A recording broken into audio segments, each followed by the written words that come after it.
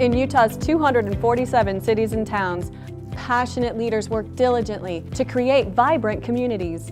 We make decisions to meet today's needs and pave the way for future generations.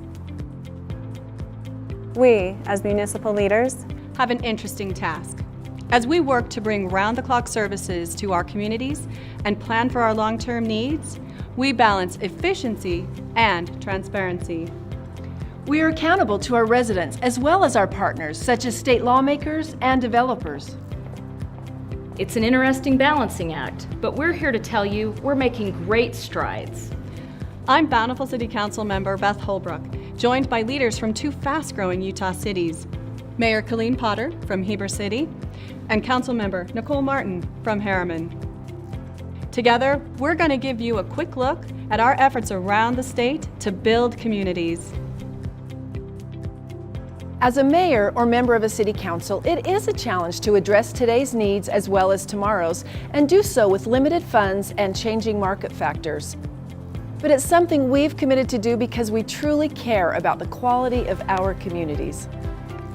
As Beth mentioned, our cities and towns provide the essential services for neighborhoods, businesses, and community centers to function efficiently every day. Clean water runs into your home. The trash is collected each week. Roads are repaired and snow is removed. We have grown and evolved, and we've been planning and building. Heber City isn't what it used to be. And Herriman wasn't even a city 20 years ago. And with that new growth, we need to find some new ways to manage it.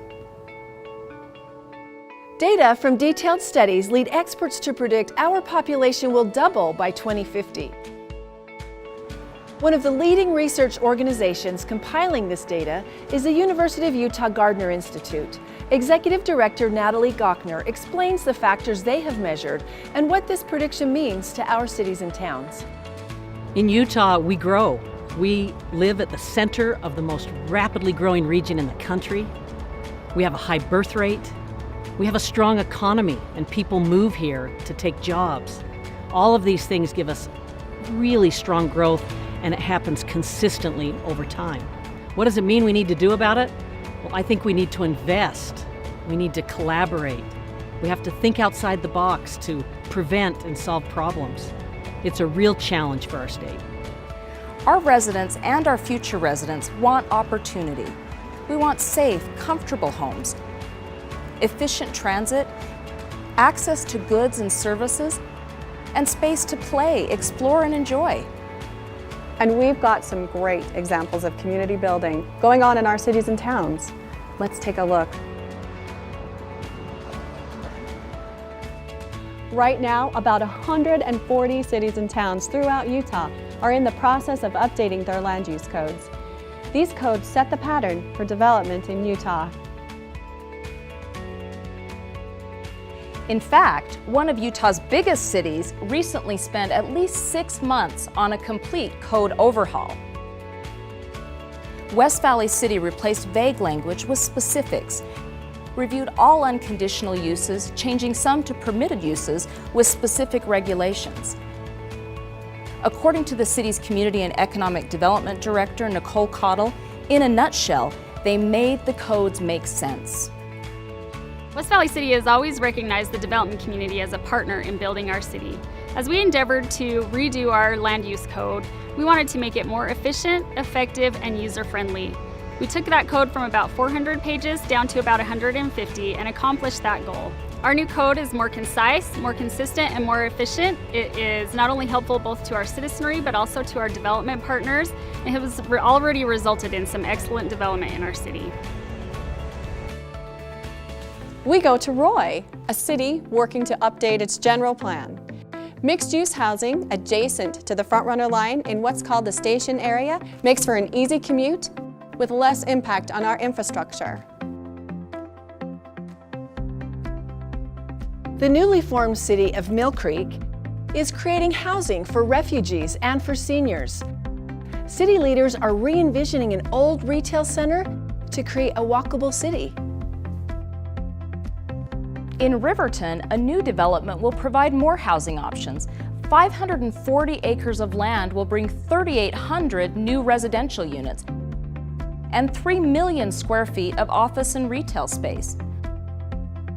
A little farther north in Murray, live-work units provide townhomes that also serve as office space for residents who enjoy the easiest commute imaginable, a walk down the stairs. For example, an artist here has her walk-in studio on the main level and lives above it.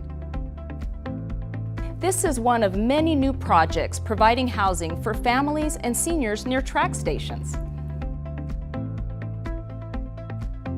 South Salt Lake rezoned its downtown area to create an urban space.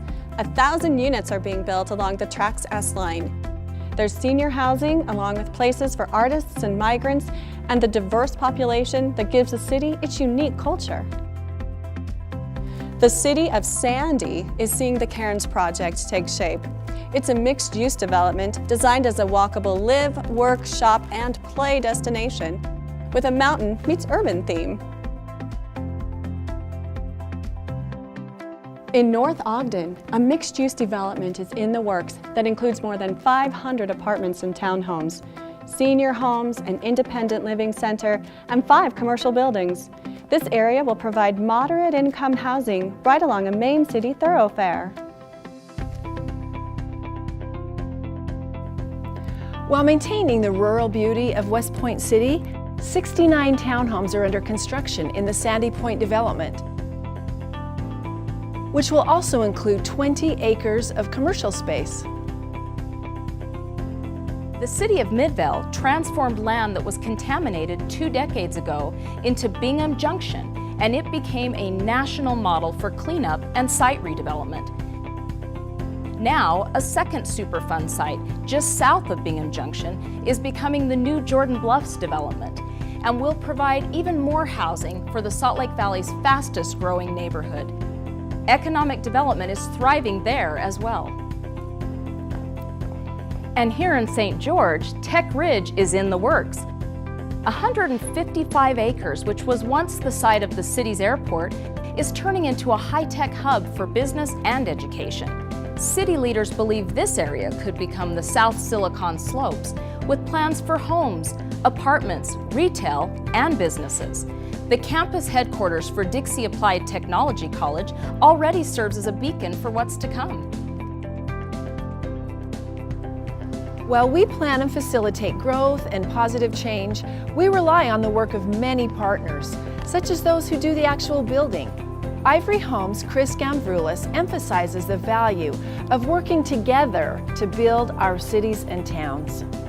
We're your partners. We want to work together, and it's important that we understand each other's perspectives. We build your general plan for you.